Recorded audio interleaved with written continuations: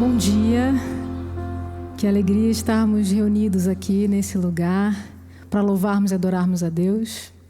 Seja muito bem-vindo, seja muito bem-vinda, porque aqui é lugar para todos. E para nós termos bons momentos aqui juntos, eu queria te pedir para você desligar o seu celular ou pelo menos deixá-lo no modo silencioso. E agora eu vou te convidar também para orar junto comigo e assim a gente começar. Pai querido, muito obrigada, Senhor, pelo seu amor. Obrigada porque o Senhor nos escolheu. E obrigada também, Senhor, porque o Senhor nos convida a vivermos uma vida que se preocupa em promover vida. Que o Senhor nos una em um só espírito. E que nós possamos permitir que o Senhor fale conosco e através de nós, em teu santo nome. Amém.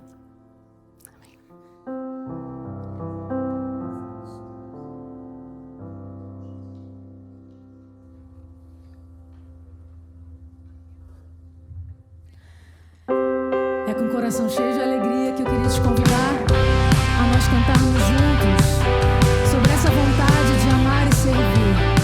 Porque o Senhor Eterno nos amou primeiro e escolheu ser amado através das nossas relações.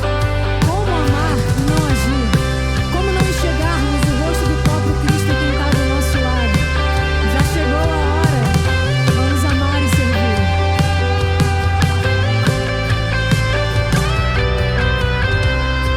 Ao meu lado, alguém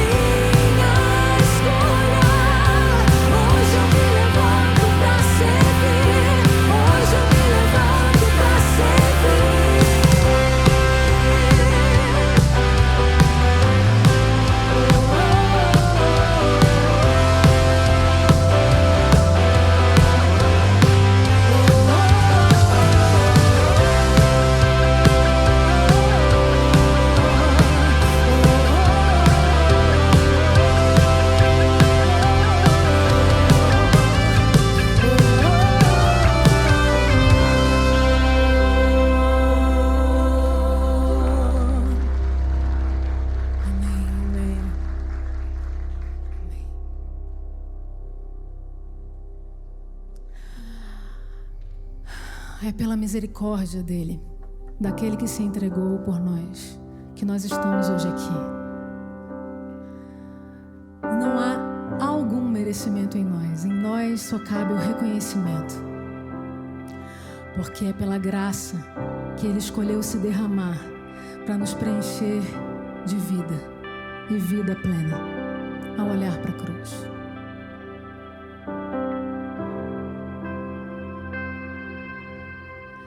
Andei tão cego, sem rumo certo, buscando a paz e descanso. Eu procurei por tantos meios justificar meus erros, mas ao clamar, meus olhos abri, e ao olhar pra cruz eu entendo o amor derramado ali por mim. Sacrifício de sangue por um pecador. Não sou merecedor, tua graça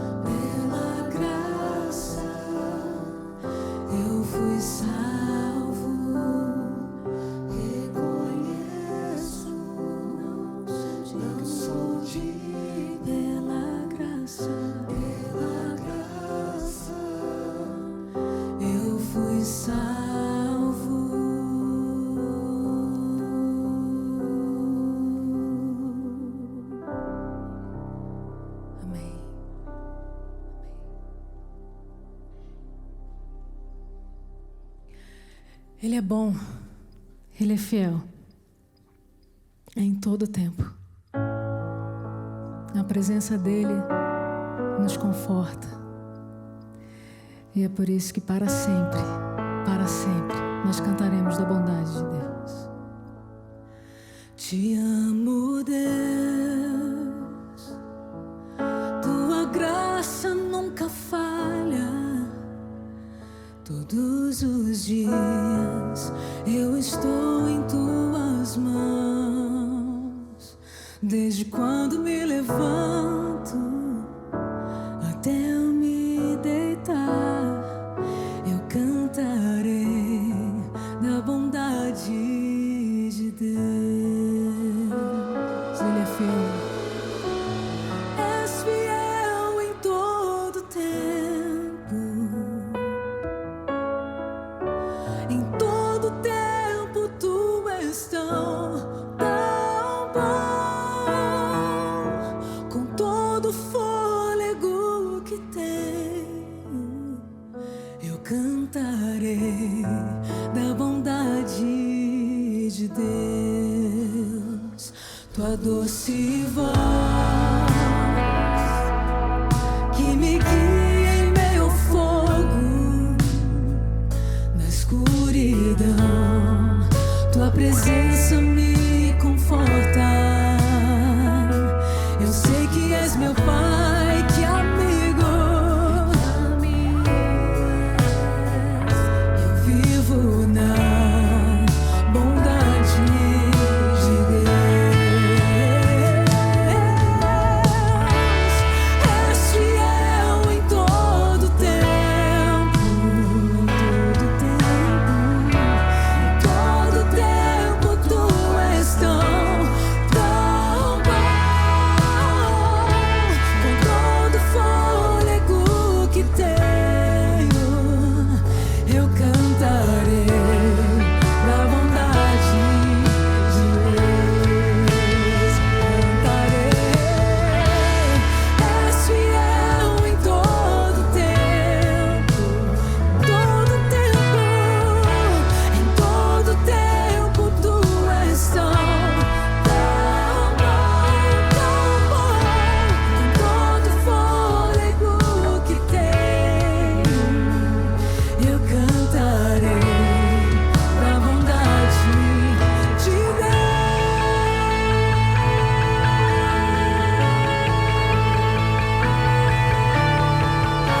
Eu cantarei que a tua bondade me seguirá, me seguirá. Tua bondade me seguirá, Senhor. Tua bondade me seguirá, Senhor. Eu me rendo a ti, te dou o meu ser, entrego tudo a ti. Tua bondade me seguirá, Senhor. Tua bondade me seguirá, Senhor. Tua bondade me seguirá, Senhor. Eu me rendo a ti, te dou o meu ser, entrego tudo a ti. Tua bondade me seguirá, Senhor.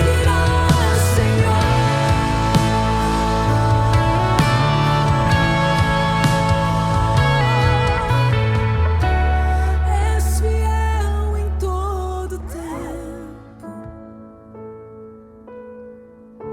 em todo tempo tu és tão bom.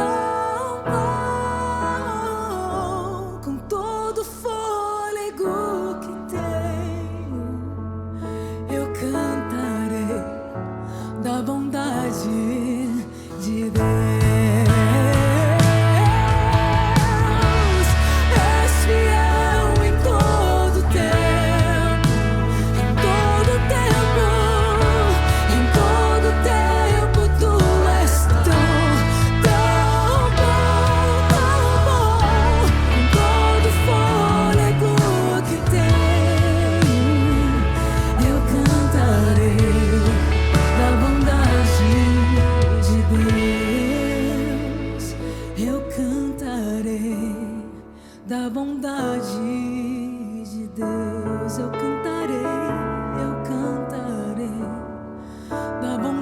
de Deus, eu cantarei da bondade de Deus.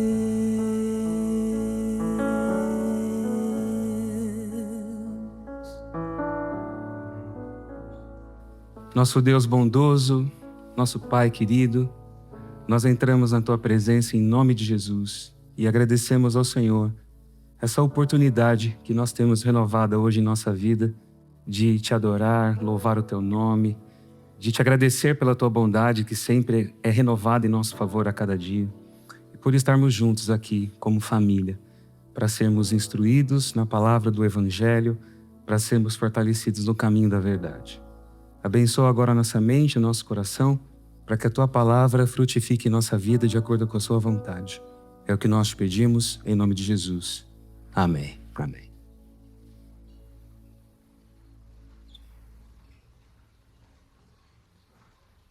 Bom dia, bom sábado. Bom dia para a galera do Bom Dia, né? Bom sábado para a galera do Bom Sábado. Hoje foi corrido para muita gente, né? Eu vi aqui pessoal sofrendo com o trânsito aqui para chegar aqui no Shopping Pátio Higienópolis. Mas a gente chegou, graças a Deus. E ainda bem que você está aqui. E eu fico muito feliz aqui por reencontrar vocês. Fico também feliz por saber que você está aí assistindo a gente no YouTube, acompanhando a gente por nossas redes sociais. E agora é aquele momento que nós temos de ouvir a palavra de Deus, refletir um pouquinho no Evangelho e sermos fortalecidos, reanimados pela palavra da verdade. Nós estamos na série Jesus para Todos, não só para cristãos, onde a gente está olhando aqui a mensagem de Jesus, a prática de Jesus e entendendo que o Jesus da história não é um substrato de tentativas humanas de retirar tradições, camadas de tradições do Evangelho para tentar encontrar um Cristo condizente com a história, mas estamos vendo que o Jesus dos Evangelhos é o Jesus da história conforme lembrado, conforme celebrado por aqueles que viveram, por aqueles que o viram, por aqueles que testemunharam o que ele fez. E dentre todos os temas dessa série, hoje eu quero tratar sobre um dos assuntos mais fascinantes e um dos mais polêmicos também, que é Jesus e seus milagres, as obras que Jesus fazia. Em setembro desse ano, sites aí de revistas, de generalidades e até alguns sites também de portais assim, de notícias, eles colocaram uma notícia de um achado, uma descoberta arqueológica que levantou polêmica entre os especialistas. Essa descoberta arqueológica, ela não é recente, ela aconteceu em 2008, mas é uma caneca que eles encontraram em Alexandria, lá no Egito, que trazia umas inscrições que poderiam se referir, fazer referência ao Jesus histórico. Uma caneca, uma tigela, que poderia falar de Jesus. E a tigela é essa daqui que vocês estão vendo aqui na foto. E nela está escrito assim, Dia Christo, Hogoistais, em grego, que pode ser traduzido como dia, através, ou por meio de Cristo, de Cristo. Hogoistais, o mágico. Ou tem várias alternativas de tradução dessa palavra, porque a palavra goistas é uma palavra muito rara no grego, é uma palavra pouco conhecida. E a gente não sabe também se a pessoa que escreveu nessa caneca escreveu certo. Também tem esse detalhe. Pode ser o mágico, pode ser o cantor, pode ser várias coisas. Mas a hipótese de se referir a Cristo, porque através de Cristo, é o que está escrito, o mágico, fez com que muitos olhassem para essa caneca e entendessem essa caneca como um artefato, um utensílio usado na prática de magias, de cultos de cura e coisas do tipo. E muitos especialistas, eles recusaram essa identificação dessa caneca ligada a Jesus, porque eles diziam o seguinte, não, isso aí historicamente é inviável. Como que lá no primeiro século? Porque essa caneca é do primeiro século. E isso é meio que incontestável, é meio que um consenso, que essa caneca pertence ao primeiro século, ela foi feita naquela época e foi usada naquela época. Pela estratigrafia, o local onde ela foi encontrada, eles chegaram a essa conclusão. mas eles diziam o seguinte: é muito difícil essa caneca ser realmente uma referência a Jesus, porque como que Jesus seria conhecido como milagreiro, como um curador, lá em Alexandria, ainda no primeiro século? Seria algo assim muito difícil. Eles diziam o seguinte. Só que a fama de Jesus como curandeiro, como milagreiro, ela havia extrapolado os limites da fronteira da Judéia, segundo a própria Bíblia. Porque nós vemos, por exemplo, lá no livro de Atos, os filhos de um sacerdote chamado Seva, exorcizando ou tentando exorcizar um possesso em nome de Jesus. E isso em Éfeso, bem distante da Judéia. E lá em Alexandria havia uma comunidade judaica muito forte. E uma comunidade cristã também havia se instalado lá desde os primórdios da história do cristianismo. Então, impossível não é. Mas como a arqueologia, muitas vezes, ela é um exercício muito elaborado de criatividade e especulação para poder preencher ali os gaps dessas descobertas, a gente nunca vai saber se essa caneca realmente pertenceu a alguém que faz referência a Jesus aqui. Mas ela é conhecida como Jesus Cup. Se você entrar na internet e colocar Jesus Cup, você pode encontrar ali a história toda dessa descoberta. E essa coisa veio à tona agora, porque em agosto desse ano, uns podcasts e programas de televisão entrevistaram pessoas que acreditam que essa caneca faz uma referência a Jesus. Mas Jesus, ele é declarado sim como curandeiro, e ele era associado às obras de poder. Flávio Joséfo, que é um historiador do primeiro século, e muitos aqui já ouviram falar dele, conhecem ele, no livro Antiguidades Judaicas, ele escreve o seguinte sobre Jesus, é o chamado Testimonium Flavianum. Diz assim: nessa época viveu Jesus, um homem sábio, se é que é apropriado chamá-lo de homem, pois ele realizava obras extraordinárias e era mestre de pessoas que recebiam a verdade com prazer. Ele atraiu para si muitos judeus e também muitos gentios. Então Jesus era associado desde os primórdios com os seus atos de cura, com os milagres que ele realizava. E a pergunta que fica para a gente hoje é: qual é a natureza dessas obras de milagres que Jesus fazia? Como a gente pode interpretar essas curas que Jesus realizava? Desde o século XVIII para cá, a mente pós-iluminista, ela tem a tendência de olhar para esses relatos de cura, de milagres, de obras extraordinárias e fazer a seguinte pergunta: eles aconteceram ou não? São históricos ou não? Essa é a grande questão que fica para a gente, com a nossa mente que herdou esse racionalismo empírico do iluminismo. Mas essa pergunta não é a pergunta adequada. A melhor pergunta seria: como aqueles que lá no primeiro século viram esses atos, viram essas obras, interpretaram essas obras, entenderam esses atos? Porque assim a gente vai entender o impacto que esses atos tiveram sobre a vida daquelas pessoas e como eles revelam a natureza daquilo que Jesus fazia. E quando a gente entende a mentalidade do primeiro século, a gente vai perceber que a gente está lidando com pessoas que não tinham essa sofisticação de raciocínio e argumento e essa perspicácia científica do século XXI. Eram pessoas diferentes. Como as pessoas interpretavam a doença naquela época. Porque uma coisa é ficar doente hoje. Uma coisa é você ficar enfermo, ficar doente e procurar cura no século XXI no Ocidente. Outra coisa é você experimentar a doença no século I, na Baixa Galileia do século I. Uma pessoa, quando ela enfrenta a enfermidade, ela entende a enfermidade e ela passa pelo processo todo de enfermidade e de tentativa de busca de cura, de acordo com a sua cultura, de acordo com o meio social onde ela se insere. Ela interpreta a doença de acordo com esse pensamento, essa forma de compreensão de mundo. E naquela época, na época de Jesus, a maneira de entender a doença era bem diferente da nossa hoje. Para vocês terem uma ideia, as palavras que os evangelhos usam para se referir às obras de Jesus são diferentes daquelas que a gente usa hoje. A gente fala muito de milagres, né? Eu até coloquei aqui, né? Jesus e seus milagres. Mas a palavra milagre não aparece na Bíblia. O que aparece na Bíblia, na maioria das vezes, são 3 palavras em grego. Paradoxa, que significa obras extraordinárias, feitos extraordinários e inexplicáveis. Paradoxa. Aparece a palavra dunamis, de onde vem a palavra dinamite, né? Que é ato de poder, de força, de autoridade.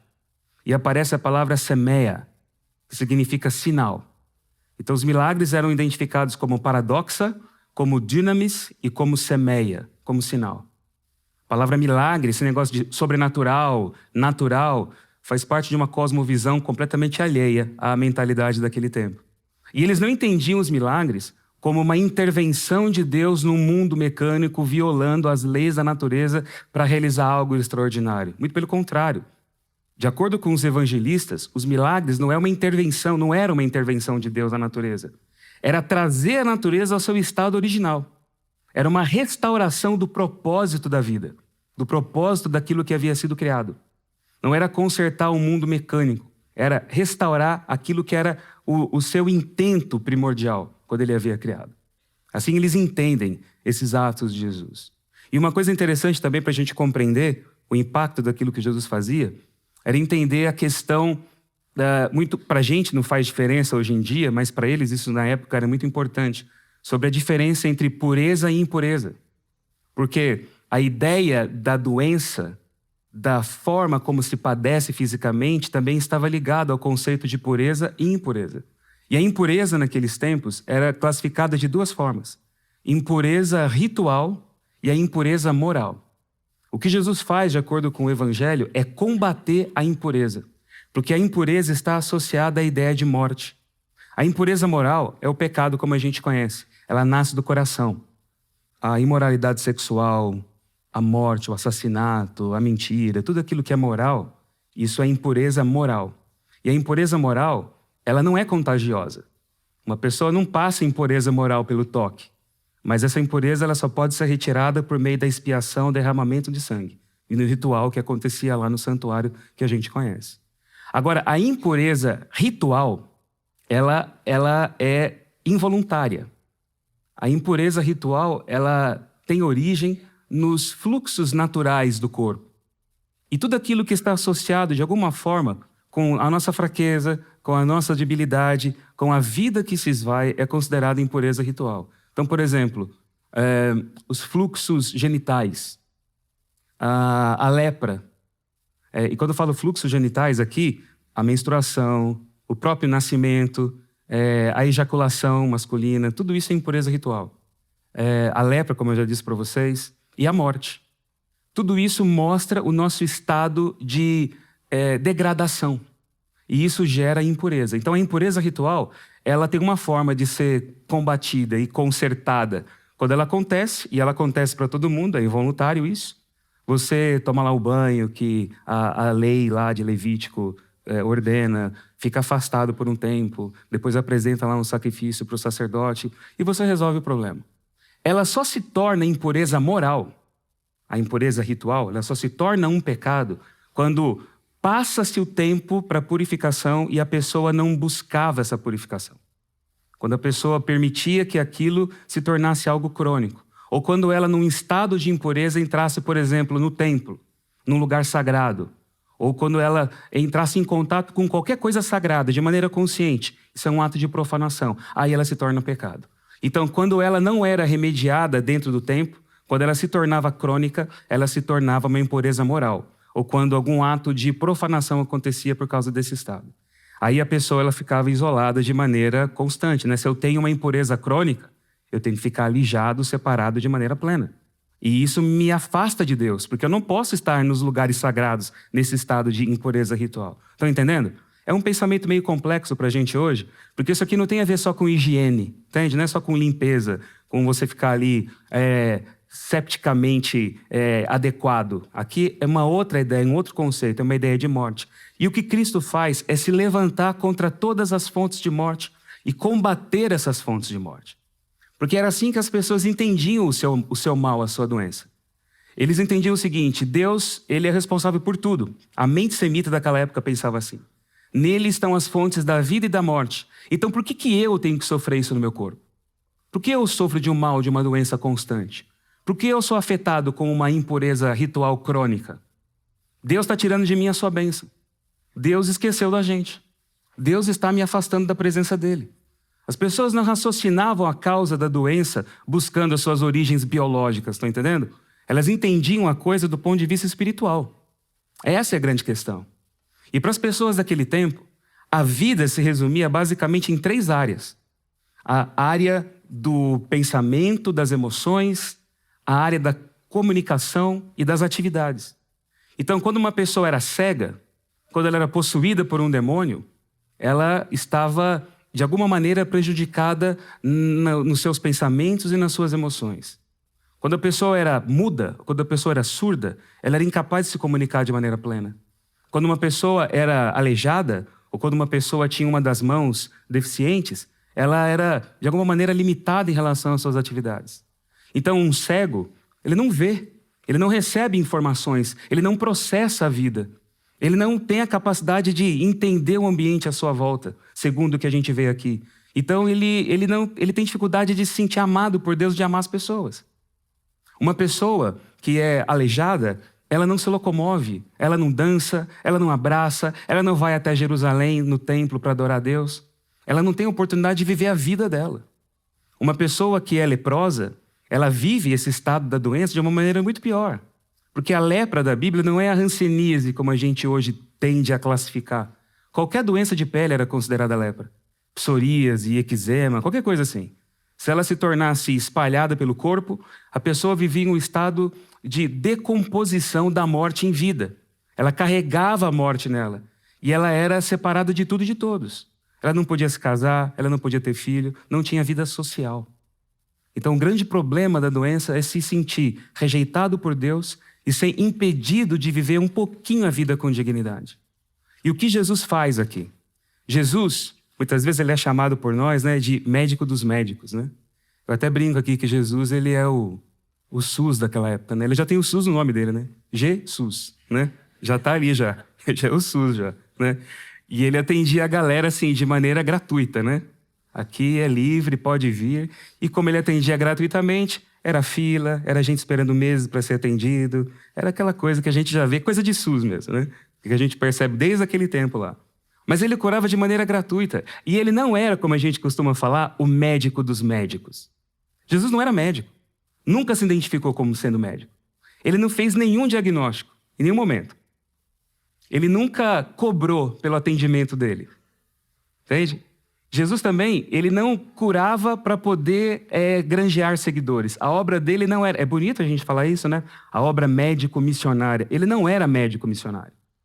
Porque ele não curava para conseguir seguidores. Ele não curava para evangelizar e aumentar o grupo dele. Ele curava por curar. Ele não cobrava ninguém.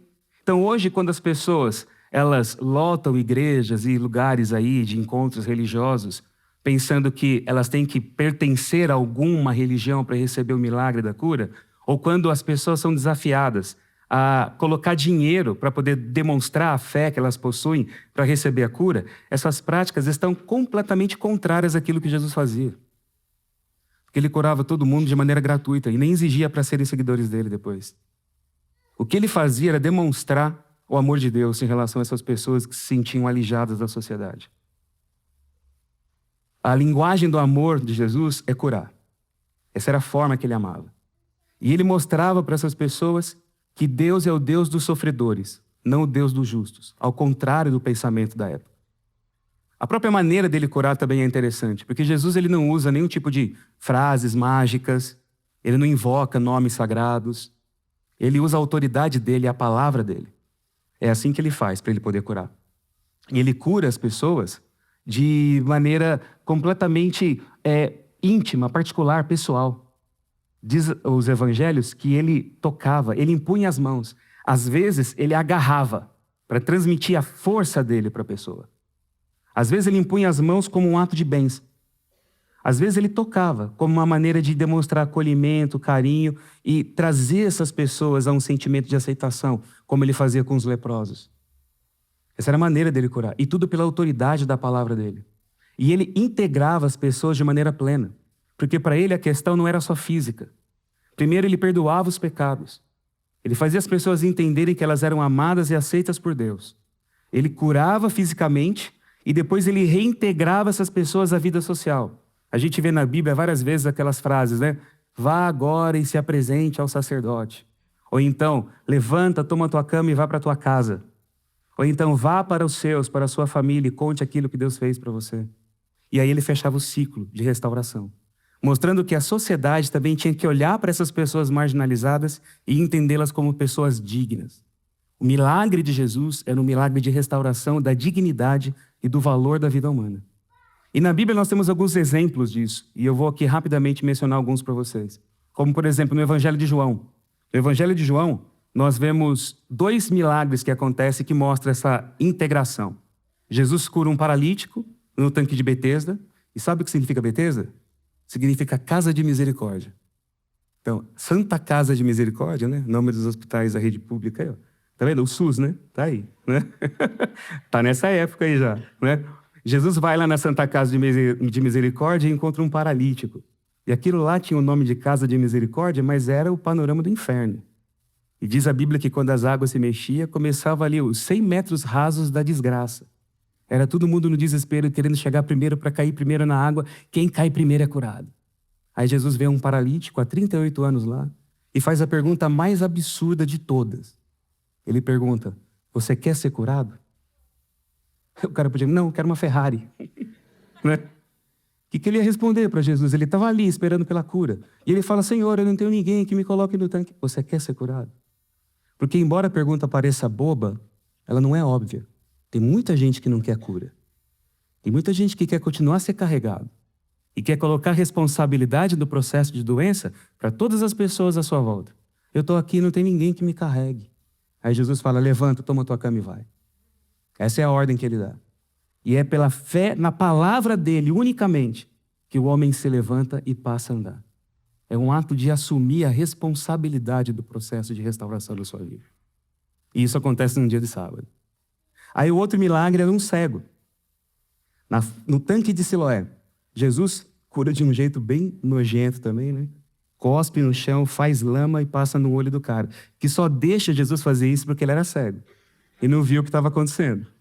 Né? Porque se ele visse aquilo, opa, né? Não, mas ele é por causa disso. Né? Jesus faz aquela lameira toda, aquela gosma sagrada, né? E passa no olho dele. Fala, vai se lavar no tanque de Siloé. E ele vai e volta vendo, né? E é bonito isso porque quando Jesus olha aquele homem, os discípulos tentam colocar uma relação de causa e efeito da doença com o pecado. Quem pecou? Esses são seus pais, para que ele nascesse cego. Jesus fala, ninguém. Ninguém. Ele é assim. Nesse mundo de desequilíbrio, é assim que a coisa funciona. Mas o mal sempre é uma oportunidade para que Deus revele a sua glória e a sua bondade. E aí Jesus cura aquele homem. E também era sábado o dia. Interessante isso, né? E agora vem um detalhe que muita gente não percebe quando lê a história. São 2 milagres que acontecem em Jerusalém. E 2 milagres associados a fontes de água. Quando a gente vê a história de Jerusalém, diz lá em 2 Samuel, no capítulo 5, que o rei Davi conquistou a cidade de Jerusalém, invadido Jerusalém pelas fontes de água da cidade. Ele entra nos túneis, porque a cidade era fortificada e os jebuseus que dominavam a cidade achavam que ela era inexpugnável e zombavam de Davi. E falava assim, nem os coxos e nem os cegos entrarão aqui. Melhor, eles disseram o seguinte, os coxos e os cegos, essa que é a frase deles, são o suficiente para impedir Davi e o seu exército. A gente nem precisa lutar. O suficiente é só uma coisa aqui no microfone. O suficiente aqui é só os cegos e os coxos para poderem fazer com que o exército de Davi seja derrotado. E Davi entrou. E Davi conquistou a cidade. E o que Davi falou depois? Olha o milagre acontecendo aqui também, né? Vamos lá. Esse é o nosso...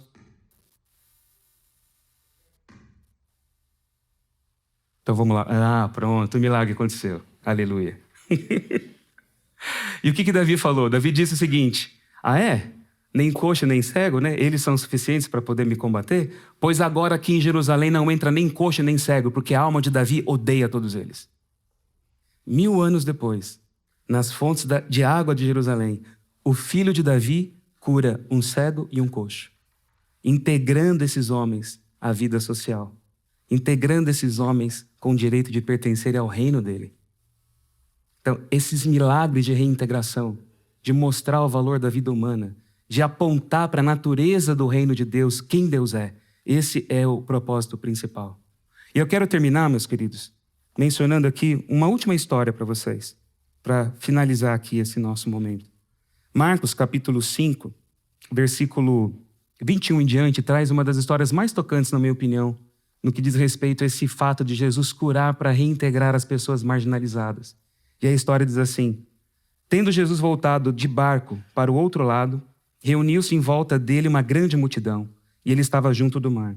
Então chegou um dos chefes da sinagoga, chamado Jairo, e vendo-o, prostrou-se aos pés de Jesus e lhe pediu com insistência: minha filhinha está morrendo, venha impor sobre ela as mãos para que ela viva e seja salva. E Jesus foi com ele. Uma grande multidão seguia Jesus, apertando-o de todos os lados. Estava ali certa mulher que havia 12 anos vinha sofrendo de uma hemorragia, e ela havia padecido muito nas mãos de vários médicos e gastado tudo que tinha, sem contudo melhorar de saúde. Pelo contrário, piorava cada vez mais. Tendo ouvido a fama de Jesus, a mulher chegou por trás, no meio da multidão, e tocou na capa dele, porque dizia: se eu apenas tocar na roupa dele, ficarei curada. E logo a hemorragia se estancou. E ela sentiu no corpo que estava curado daquele mal. Jesus, reconhecendo imediatamente que dele havia saído o poder, virando-se no meio da multidão, perguntou: quem tocou na minha roupa? Os discípulos responderam: o Senhor está vendo que a multidão o aperta e ainda pergunta: quem me tocou? Ele, porém, olhava ao redor para ver quem tinha feito aquilo. Então a mulher, amedrontada e trêmula, ciente do que lhe havia acontecido, veio, prostrou-se diante de Jesus e declarou-lhe toda a verdade. Então Jesus lhe disse: filha, a sua fé te salvou. Vá em paz, fique livre desse mal. Enquanto Jesus ainda falava, chegaram alguns da casa do chefe da sinagoga, dizendo: a sua filha já morreu, por que você incomoda o mestre? Mas Jesus, sem levar em conta tais palavras, disse ao chefe da sinagoga: não tenha medo, apenas creia. Jesus não permitiu que ninguém o acompanhasse, a não ser Pedro e os irmãos Tiago e João. Chegando à casa do chefe da sinagoga, Jesus viu o alvoroço e os que choravam e os que pranteavam muito. Ao entrar, disse: por que vocês estão alvoroçados e chorando? A criança não está morta, mas dorme. E riam-se dele. Mas Jesus, mandando que todos saíssem, levou consigo o pai e a mãe da criança e os que vieram com ele, e entrou onde ela estava. Tomando a criança pela mão, disse: Talitá cumi, que quer dizer: menina, eu digo a você, levante-se. Imediatamente a menina, que tinha 12 anos, se levantou e começou a andar.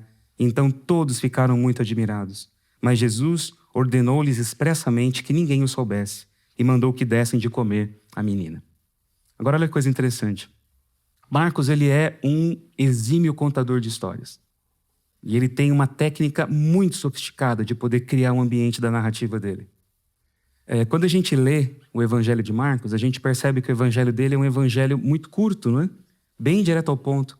E a narrativa é muito frenética. Ele usa uma palavra em grego o tempo todo, a palavra euthos, que significa imediatamente, rapidamente. Então Jesus está o tempo todo indo de um lugar para o outro, fazendo tudo muito rápido, imediatamente, tudo acontece. Mas quando chega nessa história, ele desacelera. Esse é o evangelho que mais dá detalhes do que aconteceu aqui. Mais do que Mateus e Lucas. Ele muda o ritmo da história. E ele tem um recurso narrativo muito interessante. Ele tem uma técnica que eu gosto de chamar de técnica de sanduíche. Gordinho já tem que fazer essa associação, né? Então é assim que eu vou lembrando das coisas, né? Então você tem pão e o recheio, né? Ele faz isso nas histórias dele. Ele começa uma história, ele não termina, ele introduz uma outra no meio, e aí depois ele vai terminar aquela primeira que ele começou. Entende? É a técnica A-B-A. Ele faz assim, ele monta dessa maneira a estrutura da história que ele conta. Então aqui a gente vê esse recurso. Ele começa a história de Jairo, não é? Aparece a história dessa mulher que tem um fluxo de sangue, e depois ele termina a história da ressurreição da filha de Jairo. E aqui a gente percebe os links que ele faz, porque essas histórias são entrelaçadas. E quando ele faz esse arranjo, sanduíche, as duas histórias ajudam a gente a entender o significado uma da outra. Então, olha só os detalhes que ele coloca aqui. Ele sai do público para o privado. A coisa acontece na rua. O milagre da mulher com fluxo de sangue é na rua. Depois, você vê ele na casa de Jairo, e é ali que o milagre acontece, na intimidade da casa dele, a ressurreição da filha de Jairo. Então você tem essa transição do público para o privado. O número 12 aparece aqui também. A mulher, ela sofria há 12 anos do fluxo de sangue. E a filha de Jairo tinha 12 anos de idade. E o interessante é que a mulher, ela sofria de uma menstruação crônica. Ela era impura ritualmente. Ela tinha o útero morto. Tudo aquilo que ela tocava era contaminado. A filha de Jairo tinha 12 anos, era a idade da puberdade, ela ia começar a menstruar. E ela vivia o estado máximo da impureza. Ela estava morta. Qualquer um que tocasse ela ficaria impuro. Entende? E há uma coisa muito bonita aqui no detalhe da história. Quando Jairo vai buscar Jesus, ele diz assim: Senhor, a minha filhinha morreu. E quando Jesus ele cura aquela mulher, quando ela toca Jesus, e ele sente o poder saindo dela, ele olha para ela e fala: filhinha. Ele diz: a tua fé te salvou. Ele vai curar a filha de Jairo e no meio do caminho ele cura a filha dele. Então são duas filhinhas sendo curadas aqui na história. E a sutileza do processo de cura é um toque. A mulher toca e ele toca a mão da filha de Jairo. E a ressurreição acontece. Então olha que coisa bonita aqui que a gente percebe. O arranjo que Marcos coloca pra gente. E ele mostra também aqui o segredo do poder. Não é a força mística do manto de Jesus. O poder da cura é a fé. É a confiança. É a fé nele. Esse é o poder da cura. Quando Jesus ele está andando, indo em direção à casa de Jairo, e a procissão é interrompida por causa da mulher, e é interessante a maneira como Marcos conta a história, né? Porque ele tem um exercício de focalização aqui muito curiosa. Ele faz a gente entender coisas que ninguém sabe. Só a gente consegue entender isso lendo o texto. Ele coloca a gente no pensamento da mulher. Se eu tocar a roupa dele, eu vou ficar curada. E ele coloca a gente também no pensamento de Jesus, porque ele sente que saiu dele um negócio. Daquele, sabe, né? Aquele arrepio, assim, saiu o poder de mim. Coisa que ninguém sabe. E aí quando os discípulos ficam perguntando, Senhor, o senhor está dizendo aí que alguém te tocou, todo mundo está te apertando aqui e tal. A gente acha absurdo os discípulos repreenderem Jesus, porque só a gente sabe o que está acontecendo nessa história. Ele coloca a gente com informações privilegiadas aqui do que está acontecendo. E tudo isso para mostrar para a gente que o poder que faz com que o milagre aconteça é a fé. Não é fé pela fé apenas, é a fé em Jesus.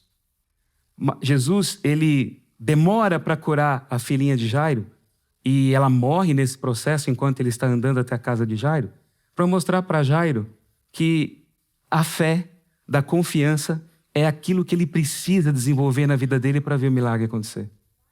É uma lição de fé que ele dá para Jairo. Quando ele cura aquela mulher e fala assim, a tua fé te fez completa, a tua fé te salvou, a tua fé te restaurou. A gente vê dois casos aqui. Uma mulher que sangra sem parar, e muitos aqui de nós hoje podemos não estar sofrendo desse mal. Mas eu sei que tem muita gente aqui que está com o coração sangrando há muito tempo. A vida está se esvaindo. Vítima de abusos, de culpa, de angústia, de traumas diversos, de medo, de sentimento de impotência. E a gente vai vivendo essa coisa mecânica e a vida vai se esvaindo. A energia vital da gente vai perdendo, vai acabando. Eu sei o que eu estou falando para vocês porque eu vivi esse estado de hemorragia da alma há muitos anos na minha vida. A vida vai se acabando. Ou então tem pessoas que vivem esse estado de alienação total, como o caso da filhinha de Jairo. Estava morta e nem sabia que estava morta. Era completamente insensível ao desespero do pai, à angústia do pai, à intercessão dos outros. Como tem gente aqui hoje também que intercede por filhos, por amigos, por pessoas amadas, que vivem um estado de alienação total, que nem sabem que estão vivendo uma vida que não é nem vida. É simplesmente uma forma de sobrevivência, de existência. Então aí vivendo essa vida zumbítica, por assim dizer. E eu sei que você está aqui querendo ser um Jairo, né? Levar Jesus para essas pessoas, para ver milagre acontecer. A fé que cura não é fé pela fé. Não é só o pensamento positivo. Pensamento positivo não traria a filha de Jairo de volta à vida. Pensamento positivo é bom na vida para muita coisa. Mas a fé, quando ela é canalizada na confiança plena, no poder de Jesus, a gente vê a transformação acontecer.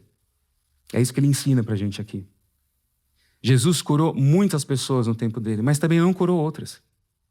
Eu vi já muitos milagres verdadeiros, inexplicáveis acontecerem na minha vida e na vida de gente próxima a mim. Mas vi muita gente também que pediu a cura e não recebeu. Mas acima de tudo, o que importa para a gente é aprender o exercício da fé verdadeira, da restauração verdadeira, da confiança verdadeira, que é capaz de mudar todas as coisas. Porque a fé em Jesus, ela te tira da inércia, das paralisias da sua vida, de todo tipo de morte que você pode ter vivido ou ter experimentado. É uma fé que faz com que a gente entenda o que de fato é pelos olhos dele. Porque quando ele diz que uma coisa morreu, morreu, acabou. Quando ele diz que não morreu, ainda que todos digam que morreu, como no caso da filha de Jairo, se ele diz não morreu, então não morreu, porque ele é Senhor de vivos e de mortos. É isso que a palavra do Evangelho diz. E a obra de Jesus era anunciar o reino e curar pessoas. E essa obra de restaurar pessoas e integrar pessoas, de valorizar a vida humana, de acolher os que são considerados marginalizados, pecadores, impuros, é a nossa obra ainda hoje. O Evangelho de Mateus diz assim, eu quero terminar lendo esse verso. Ele diz assim no capítulo 10, verso 7. Pelo caminho, a ordem de Jesus. Preguem que está próximo o reino dos céus. Curem enfermos, ressuscitem mortos, purifiquem leprosos, expulsem demônios. Vocês receberam de graça, portanto, deem de graça. A nossa obra é pregar o evangelho do reino e restaurar a vida das pessoas. Senhor Jesus, que o teu poder se manifeste em nossa vida. Que o Senhor nos restaure de toda a energia vital que se esvai do nosso coração. Que o Senhor faça de nós um canal de bênção e restauração na vida de outros. Que o valor e a dignidade da vida humana se manifestem presentes em nós e através de nós. É o que te pedimos, em teu nome, Jesus. Amém.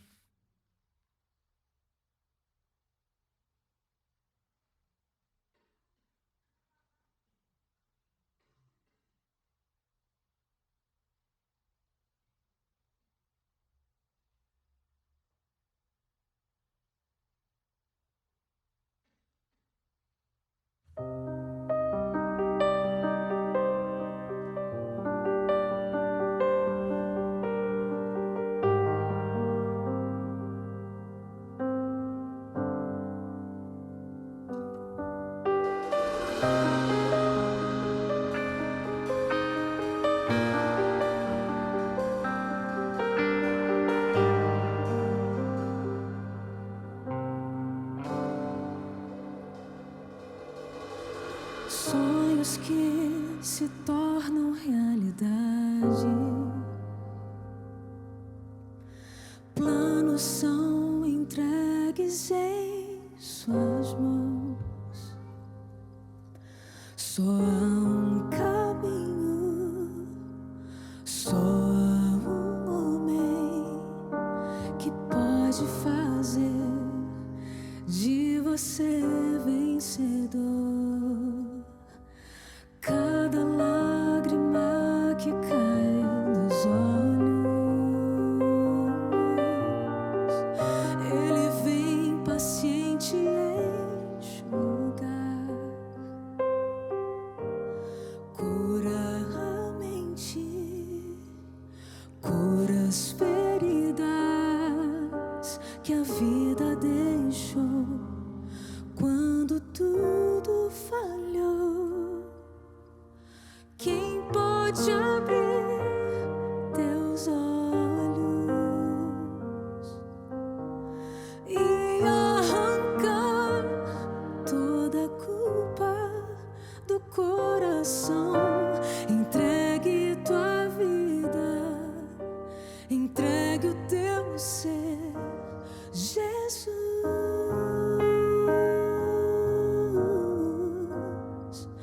Um milagre em você.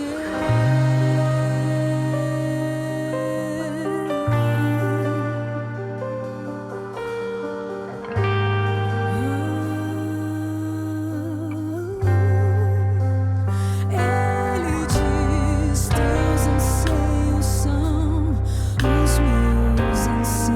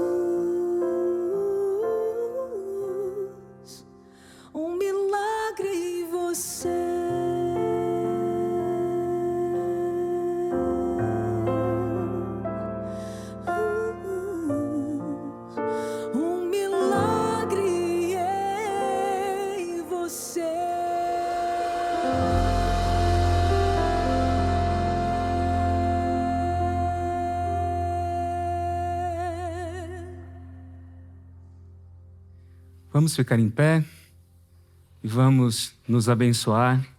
Se você quiser, estenda suas mãos, repita comigo as palavras da bênção do apóstolo, que diz assim: que a graça do Senhor Jesus Cristo,